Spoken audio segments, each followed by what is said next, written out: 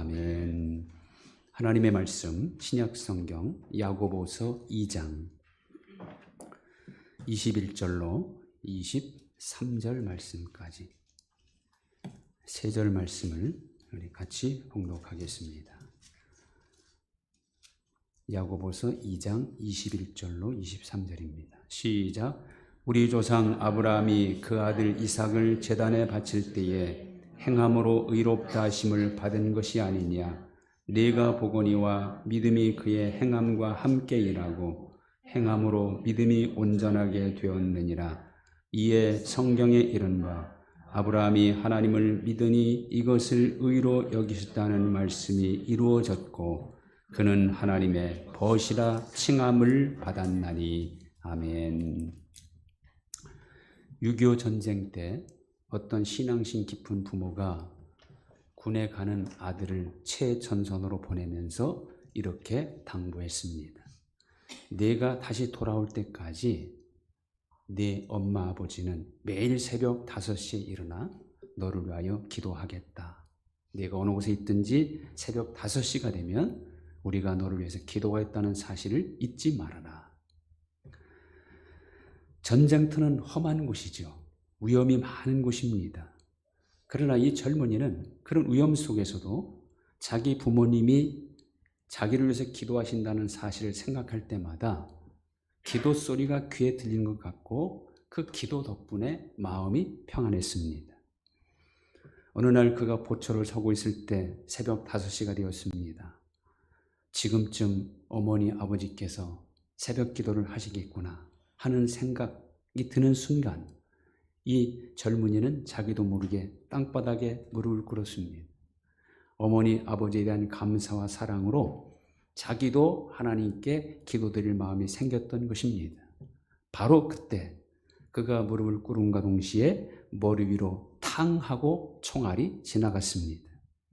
무릎을 꿇었기에 망정이지 그대로 서 있었다면 그는 영락없이 머리에 총을 맞고 죽었을 것입니다. 무릎을 꿇는 일, 특히 하나님 앞에 무릎 꿇는 일은 범사에 유익한 일이요 놀라운 기적을 일으키는 일입니다. 성경에서 기적을 체험한 사람들은 한결같이 무릎을 꿇었던 사람들이죠.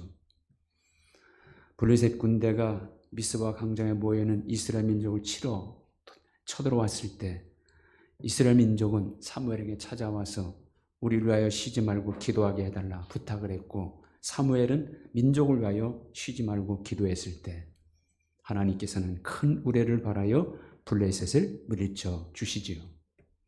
싸우러 나갈 때마다 하나님께 무릎 꿇고 먼저 하나님의 뜻을 물어본 다윗. 하나님은 그에게 어떻게 하십니까? 그가 어디로 가든지 이기게 하시니라.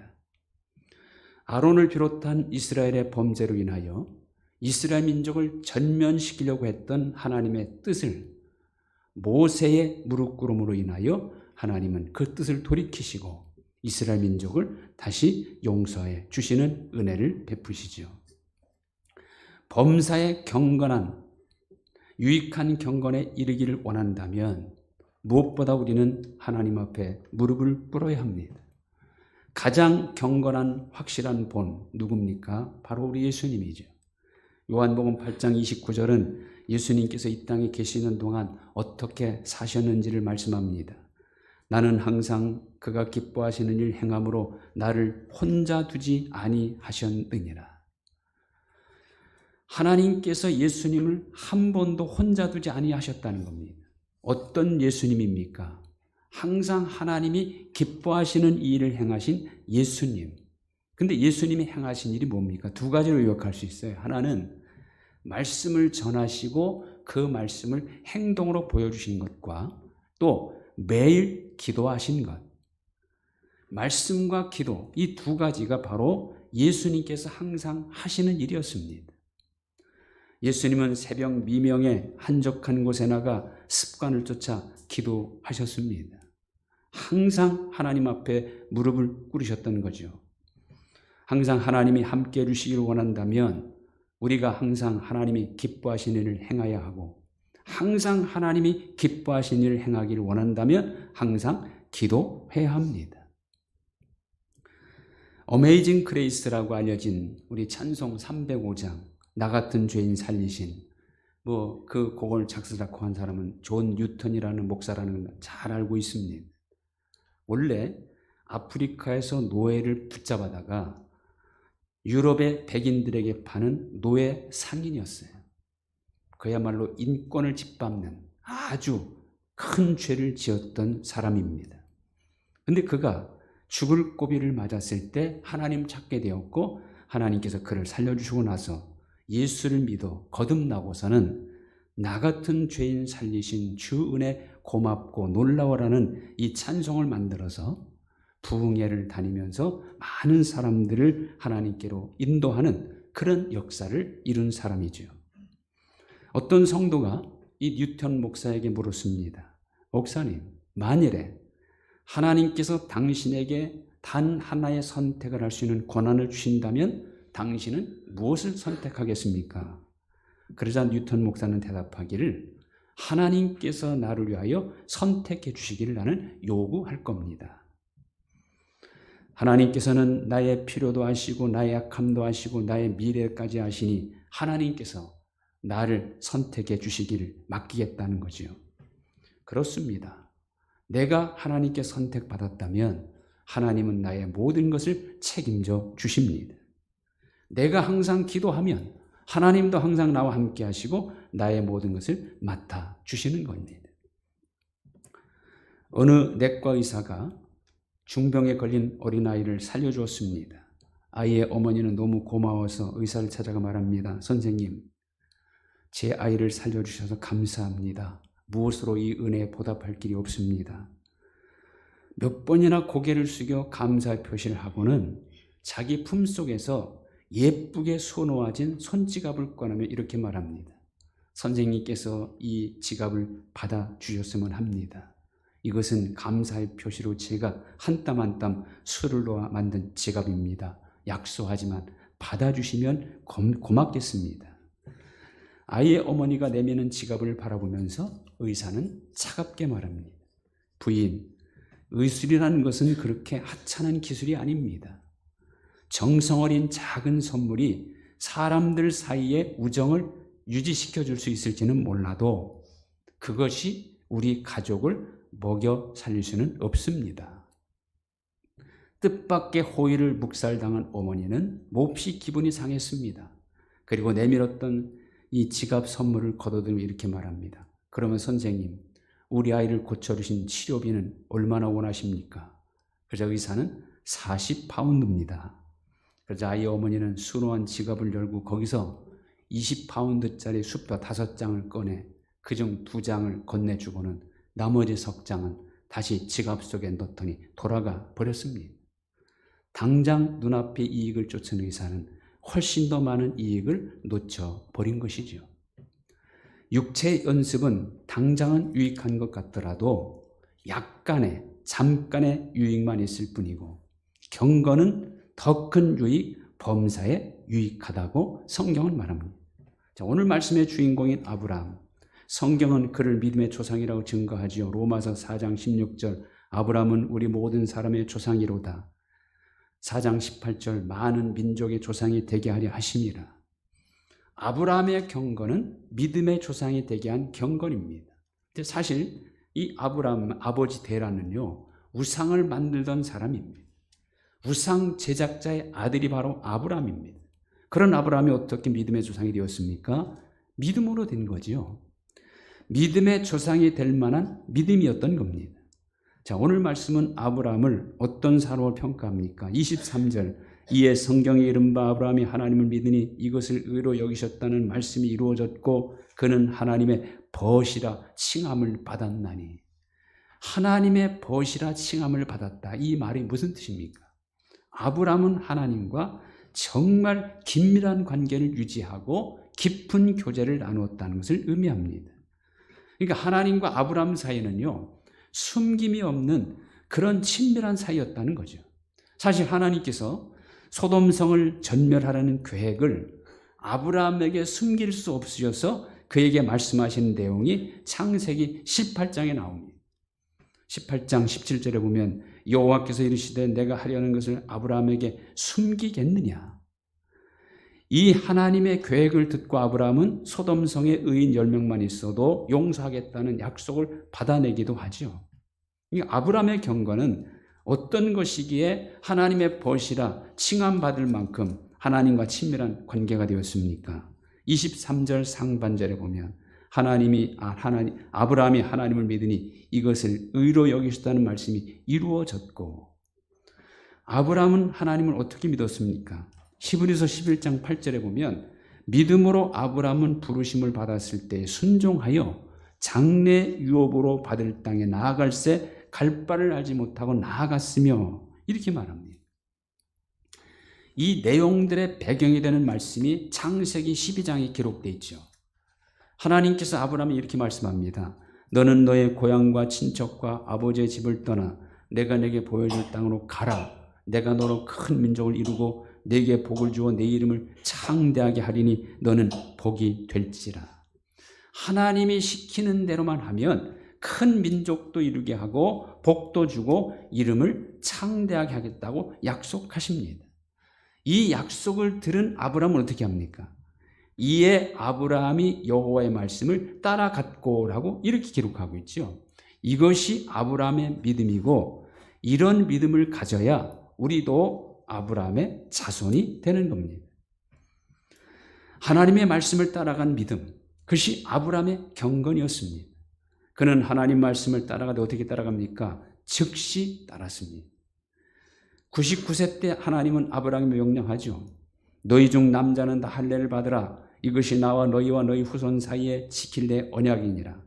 이 말씀에 대하여 아브라함은 이렇게 응답합니다.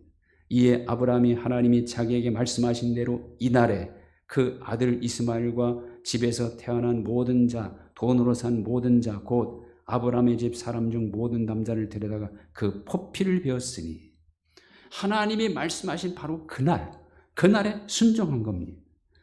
또 한 번은 정말 따르기 힘든 명령을 하시죠. 100살 때 얻은 아들 이삭을 데리고 모리아 땅으로 가서 번제로 드리라는 겁니다. 분명 이삭을 주신 분이 하나님입니다. 그런 하나님이 그 이삭을 번제로 드리라 하시니 이건 이해할 수도 없고 말도 안 되는 명령입니다. 아버지로서 절대 따를 수 없는 일이죠. 그럼에도 불구하고 아브라함은 어떻게 합니까? 아브라함이 아침에 일찍 일어나 나귀의 안장을 지우고 두 종과 그의 아들 이삭을 데리고 번제에 쓸 나무를 쪼개 가지고 떠나 하나님이 자기에게 일러주신 곳으로 가더니, 정말 어려운 명령, 도저히 따를 수 없는 명령까지도 즉시 순종한 겁니다. 진정한 순종은 즉시 따르는 순종이죠. 진정한 순종은 순종하기 어려운 것까지도 순종하는 겁니다. 내 생각과 전혀 다르더라도, 내가 바라던 것과 다르더라도 내 생각을 접고 내 바라던 것을 접고 하나님의 말씀을 따르는 것, 이게 바로 진정한 순종입니다. 또한 아브라함의 경건은 항상 하나님께 제단을 쌓은 경건이죠. 그는 가는 곳곳마다 가장 먼저 하나님께 제단을 쌓았어요. 진정한 경건이란 일상의 삶을, 어디를 가든 그 일상의 삶을 하나님께 예배 드리는 마음으로 사는 것이 진정한 경건입니다. 교회에서 드리는 예배를 최선을 다하여 드리고 그것으로만 만족하고 끝내는 것이 아니라 예배 드리는 그 마음, 그 자세로 일상의 삶을 하나님이 기뻐하시는 것으로 사는 것, 이게 진정한 경건입니다. 이 둘을 너무 분명하게 구별하여 사는 것이 이 시대 경건의 가장 큰 문제점이고 오늘 우리들 신앙의 허점이죠. 우리는 교회에서뿐 아니라 어디에서나 어떤 경우에나 하나님을 먼저 생각해야 합니다. 하나님을 생각하고 하나님과 동행하고 모든 일에 하나님을 진정한 주인으로 개입시키는 것, 그게 경건입니다. 아브라함은 그렇게 했다는 거예요. 그랬더니 그가 가는 곳마다에서, 그가 하는 일마다에서 하나님이 개입하시고 도와주십니다. 사실 아브라함도 두 번이나 큰 실수를 했어요. 한 번은 자기 아내를 누이라고 거짓말한 거죠. 그 거짓말로 인하여 그는 아내 사라를 빼앗길 뻔합니다. 그러나 그때도 하나님이 직접 개입하셔서 정말 곤란한 상황을 완벽하게 해결해 주십니다. 또 하나는 하갈이라는 여종과 동침하여 아들을 낳자는 아내 사라의 말을 따른 겁니다. 그 결과 이스마엘이라는 아들을 얻었지만 그 결과는 오늘날까지 이스마엘의 후손인 아랍 족속과 계속 갈등을 일으키고 있습니다. 그럼에도 불구하고 아브라함이 그렇게 실수함에도 불구하고 하나님은 그를 책임져 주셔서 물질의 풍부함도 주셨고 하늘의 별과 바닷가의 모래처럼 번성케 주십니다.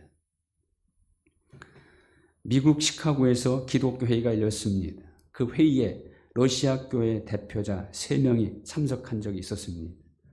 성경에 오류가 없다는 것을 우리가 어떻게 변증할 수 있느냐, 이런 안건을 가지고 사흘 동안 토의를 하는데 이 러시아 교회 대표 3명은 아무 소리를 안 했습니다. 마지막에 그들에게 소감을 얘기하라고 했더니 이렇게 말했답니다. 나는 여러분들이 사흘 동안 이 회의를 여는 이유를 이해하지 못하겠습니다. 말씀대로 살다 보면 오류가 없다는 것을 저절로 알 텐데 그런 것 가지고 뭘 회의를 하고 앉아 있습니까? 그 말을 듣고 거기에 참석한 사람들이 다 숙연해졌답니다. 말씀대로 살고자 하는 사람은 말씀의 권위와 능력을 체험하게 됩니다. R.A. 토레이 목사는 이런 말을 했습니다. 성경에 많은 번역이 있는데 이 세상에 가장 위대한 성경 번역이 있다면 그것은 내가 삶으로 성경을 번역한 것이다. 하나님 말씀대로 살면 우리는 세상의 온갖 역경 속에서도 하나님의 도우심을 받을 수 있고 반드시 승리할 수 있습니다.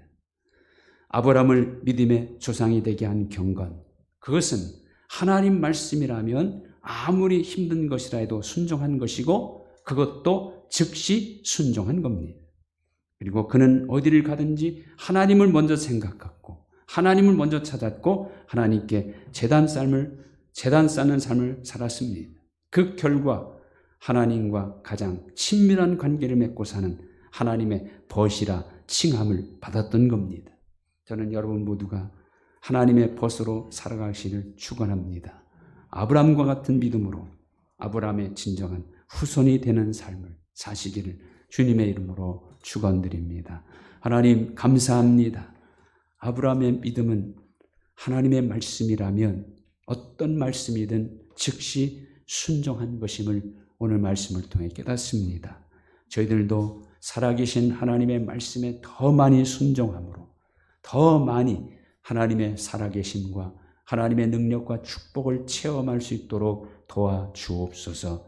또 아브라함의 믿음은 어디를 가든 가장 먼저 제단을 쌓아서 하나님을 먼저 생각하고 하나님을 먼저 찾은 믿음이었음을 다시 한번 말씀을 통해 깨달았사오니 저희들도 언제나 어디서나 어떤 상황에서나 하나님을 먼저 생각하고 하나님께 예배하는 마음으로 살아가는 저희들 되게 하여 주옵소서.